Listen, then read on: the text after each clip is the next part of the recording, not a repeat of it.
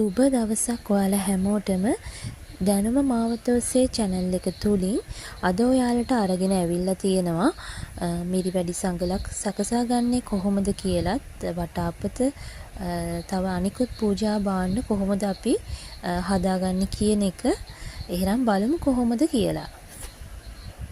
අපිට මේ සඳහා අවශ්‍ය වෙනවා සරසා ගැනීමට පබළු වර්ගත් රේන්ද වර්ග ඒ වගේම B6000 කියන ග්ලූ එකත් ඊට පස්සේ කතුරක් රෙදි කැබලි අපිට ඒකට ගැලපෙන විදිහට මේ විදිහට මම ගෝල්ඩ් කලර් එකකින් අරන් තියෙනවා. තව අපිට ඕනි වෙනවා ග්ලූ ස්ටික් එක, ග්ලූ ගන් එක ඕනි වෙනවා. මම මුලින්ම මේ පාවහන් යුගල ඒ අවශ්‍ය රෙදි කැබලි වලින් තයලා අපි පෑන් එකකින් ඇඳ ගන්නවා. ඒ ඇඳගෙන ඒක කපාගෙන ග්ලූ එක ගාලා මේ විදිහට අලවගෙන ඉවත් කරගන්නවා. වැඩි රෙදි කොටස් ටික කපලා ඉවත් කරගන්නවා. ඉන්පස්සෙ අපි මේ රේන්ද කොටස් ටික අරගෙන මේ පාවහන් යුගලේ පටි වලට සහ ඒ වටේට දාර වලට අලවා නිම කරගන්නවා. ඉන්පස්සෙ අපි පබළු රේන්ද මේ වගේ දේවල් වලින් අලවලා අලංකාර කරගෙන මේ පෙනෙන ආකාරයෙන් මිරිවැඩි සංගල නිර්මාණය කරගන්නවා. මේ මිරිවැඩි සංගල ඔයාලගේ නිර්මාණශීලීත්වය උපයෝග කරගෙන ලස්සනට අලංකාර කරගන්න පුළුවන්. ඒ වගේම මේ අපි පූජා කිරීම සම්බන්ධව කතා කරොත් උපහානායක හිමි චන්දන නම් ශ්‍රාවකයන් වහන්සේට එකඟ වූ සිතින් නුවණ යොදා පාවහන් යුගල පිදූ පිණින් කල්ප 91ක් ප්‍රගතියට නොගියේය කියලා සඳහන් වෙලා තියෙනවා මේ සම්බන්ධව. එතකොට සලසන ලද මේ මිරිවැඩි සංගලේ අපි පූජා කිරීමේ ආනිශංස ලෙස සංසාර ගමන කෙටි කර ගැනීමට ප්‍රඥාව ලැබීම, දුගතියක නොඉපදීම, වේගයෙන් යා හැකි වටිනා වාහන ලැබීම යන මෙවැනි ආනිසංස මේ මිරිවැඩි සංගල පූජා කිරීමෙන් ආනිශංස ලෙස හඳුන්වන්න පුළුවන්. තව මම අරගෙන තියෙනවා කුඩා දාගැබ් දෙකක් මම අරන් තියෙනවා සරසා ගැනීම සඳහා. මෙතනදී කුඩා පබළු වර්ග මම තව සොයිකින්ස් වර්ග මේකට යොදාගෙන තියෙනවා. එයත් ග්ලූ ස්ටික් එක භාවිතා කරගනිමින් මම මේ විදිහට අලවගෙන තියෙනවා. ඔයාලට දැක ගන්න පුළුවන් මේ විදිහට මම ඒක ලස්සන්ට මේ අලංකාර කරගෙන තියෙනවා.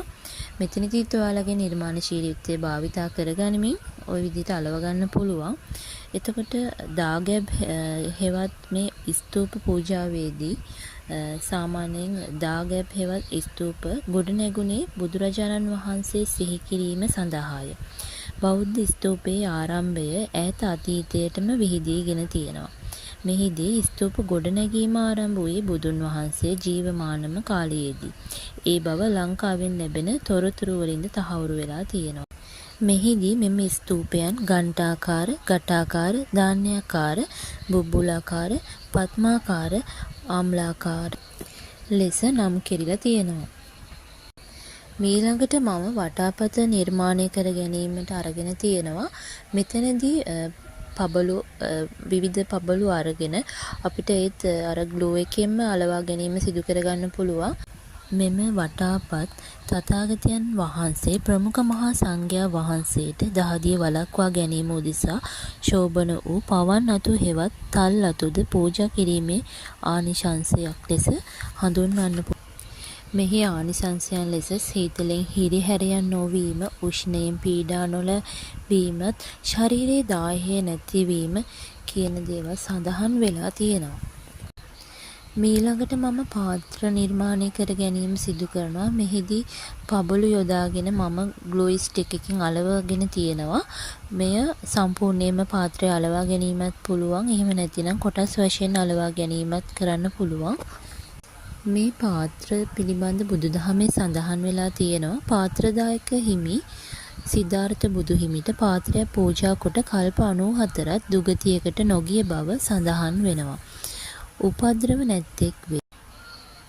අන්‍යයන්ගේ ගෞරවයට පාත්‍ර වේ. ස්ථිර සිත් ඇත්තෙකු වේ.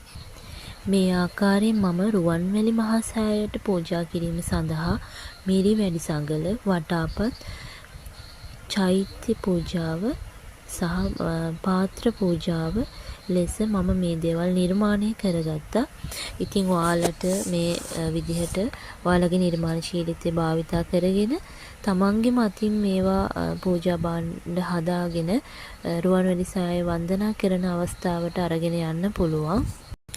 රුවන්වැලි මහා සෑය ස්වර්ණමාලී මහා සෑය ලෙසද හඳුන්වනු ලබන්නේ ශ්‍රී ලංකාවේ අනුරාධපුරයේ පිහිටි ස්තූපයක් ලෙස මෙය 12 මස්ථාන පූජනීය ස්ථාන 16 සහ 8 මස්ථාන වන්දනීය ස්ථාන 8කින් එකක් වෙනවා.